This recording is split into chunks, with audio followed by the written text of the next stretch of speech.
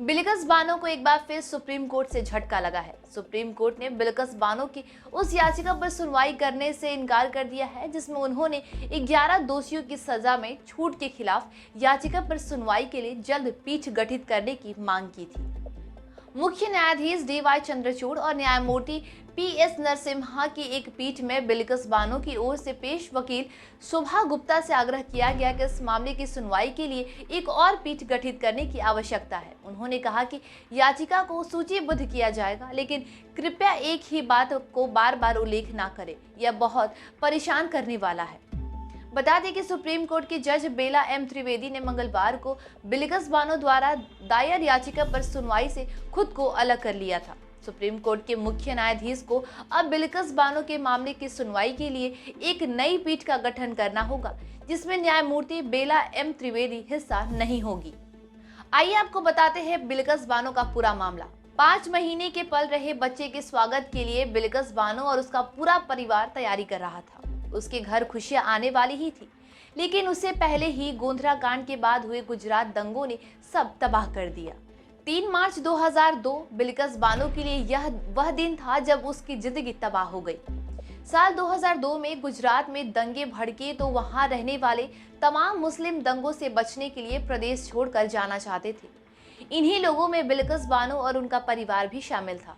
बिल्किस बानो गुजरात के दाहोद जिले के रांधिकपुर नाम के गांव की रहने वाली है। उनके परिवार में 3 साल की बेटी समेत 15 सदस्य थे, जो किसी सुरक्षित स्थान पर जाने की कोशिश कर रहे थे। इसी मामले में दायर चार्जशीट के मुताबिक 3 मार्च को जब बिल्किस बानो अपने परिवार और अन्य कई परिवारों के साथ किसी सुरक्षित जगह की तलाश में छप्परबाड़ गांव पहुंची तो 20-30 लोगों ने उन पर हमला कर दिया। लाठी डंडे और जंजीरों से उन्हें पीटने लगे। इस हमले में बिल्किस के परिवार के 7 लोगों की मौत हो गई। दंगाइयों की भीड़ बिल्किस के घर में घुसी और निर्ममता से उसकी आंखों के सामने ही पूरे परिवार को खत्म कर दिया। दंगाइयों का जी यही नहीं भरा, उन्होंने बिल्किस के साथ हैवानियत की सारी हदें पार कर दी। बिल्किस उस समय महज 21 साल की थी।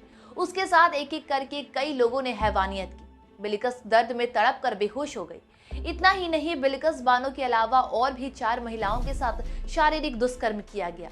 यहाँ तक कि बिल्किस की मां के साथ भी रेप किया गया। मरने वालों में बिल्किस की 3 साल की एक बेटी भी शामिल थी। बिल्किस ने बताया था कि गैंगरेप के बाद वह लगभग 3 घंटे तक बेहोश पड़ी। होश आया तो न्याय के लिए लंबी कानूनी लड़ाई लड़ी। उसके दोषियों को उम्र कैद हुई, लेकिन अब उन्हें गुजरात सरकार ने जेल से रिहा कर दिया है। बिल्किस ने बताया था कि उसके शरीर में इतना दर्द था कि वह उठ भी नहीं पा रही थी। होश में आने के बाद किसी तरह उसने खुद को संभाला। उसके दिल में यह भी डर था कि अगर यहाँ कुछ और देर ठहरी तो वह मार दी जाएगी। वह नंगे बदन ही आगे बढ़ी और पास की एक आदिवासी महिला से कपड़े उधार लिए। एक होमगार्ड ने बिल्किस को देखा तो वह उसे लिमखेड़ा पुलिस स्टेशन पर ले गया, जहां उसने पुलिस में शिकायत दर्ज कराई। स्थानीय पुलिस स्टेशन में मामला दर्ज हुआ, लेकिन पुलिस ने सबूतों के अभाव में केस खारिज कर दिया। इसके बाद बिल्किस मानवाधिकार आयोग पहुंची और सुप्रीम कोर्ट में याचिका दायर की। इस दिल दहला देने वाले अपराध पर सुप्रीम कोर्ट ने क्लोजर रिपोर्ट को खारिज कर दिया था और सीबीआई जांच के आदेश जारी किए। सीबीआई ने चार्जशीट में 18 लोगों को दोषी पाया था। इसमें 5 पुलिसकर्मी समेत 2 डॉक्टर भी शामिल थे, जिन्होंने आरोपी की मदद करने के लिए सबूतों से छेड़छाड़ का आरोप था। बिल्किस ने किसी तरह खुद को बचाया और न्याय के लिए लंबी लड़ाई लड़ी। इस मामले में बिल्किस बानो को धमकियां मिली, उन्हें कई बार घर बदलने पड़े, पोस्टमार्टम रिपोर्ट बदली गई, लेकिन बिल्किस ने न्याय की लड़ाई जारी रखी। सीबीआई के हाथ में केस आया तो मामले की दोबारा जांच शुरू हुई। बिल्किस ने सुप्रीम कोर्ट से अपनी केस गुजरात से बाहर किसी दूसरे राज्य में शिफ्ट करने की गुहार लगाई थी। 21 जनवरी 2008 में सीबीआई की विशेष अदालत ने 11 दोषियों को सामूहिक बलात्कार और बिल्किस के परिवार के 7 सदस्यों की हत्या का दोषी मानते हुए आजीवन कारावास की सजा सुनाई। सीबीआई की विशेष अदालत के फैसलों को बंबई हाई कोर्ट ने भी बरकरार रखा। 11 दोषियों में से 3 ने बिल्किस के साथ रेप की बात स्वीकार की। बॉम्बे हाई कोर्ट ने मई 2017 को सभी आरोपियों की उम्र कैद की सजा बरकरार रखी और 7 दोषियों को बरी करने का आदेश ठुकरा दिया। इसमें पुलिसकर्मी और डॉक्टर भी शामिल थे, जिन्होंने सबूतों से छेड़छाड़ की थी। कोर्ट ने सभी दोषियों को 55,000 रुपए मुआवजा के रूप में बिल्किस को देने का आदेश दिया। इसके बाद जिन पुलिसकर्मियों को हाईकोर्ट ने जांच में दोषी पाया था, गुजरात सरकार ने उन्हें बहाल कर दिया था। इसके बाद मामले में सुप्रीम कोर्ट को दखल देना पड़ा और पुलिसकर्मियों के पेंशन सुविधा देने से रोक लगाई गई। साथ ही एक आईपीएस अधिकारी को डिमोट करने का भी आदेश दिया गया।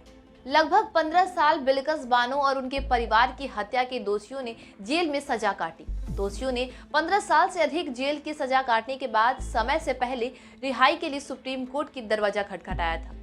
शीर्ष अदालत ने गुजरात सरकार को उनकी सजा माफ करने के मुद्दे पर गौर करने का निर्देश दिया। सरकार ने एक समिति का गठन किया। इस पैनल की जांच रिपोर्ट के बाद दोषियों को 15 अगस्त 2022 यानी स्वतंत्र दिवस के मौके पर जेल से आजाद कर दिया गया। पैनल की अध्यक्षता करने वाली पंचमहल की कलेक्टर सुजल मायत्रा ने कहा कि कुछ महीने पहले गठित समिति के मामले के सभी 11 दोषियों की छूट के पक्ष में सर्वसम्मति से निर्णय लिया गया। राज्य सरकार को सिफारिश भेजी गई और स्वतंत्रता दिवस पर दोषियों को रिहा कर दिया गया।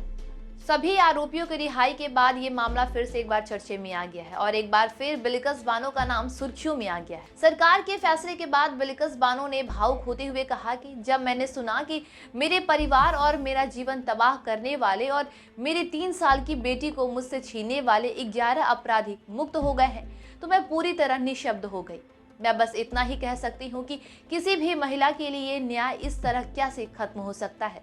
बाद में अपराधियों की रिहाई के खिलाफ सुप्रीम कोर्ट में याचिका दायर की गई। सुप्रीम कोर्ट ने दोनों पक्षों की दलील सुनने के बाद गुजरात सरकार को नोटिस जारी किया है। साथ ही दोषियों को भी पक्ष बनाने का निर्देश दिया है। सुप्रीम कोर्ट में आज बिल्किस बानो की याचिका पर सुनवाई हुई। सुप्रीम कोर्ट ने बिल्किस बानो की याचिका पर उनके द्वारा जल्द पीठ गठित कर इस मामले में सुनवाई की मांग वाली दलीलों से इनकार कर दिया है। अब ये मामला क्या रुख करेगा वो तो वक्त ही बताएगा।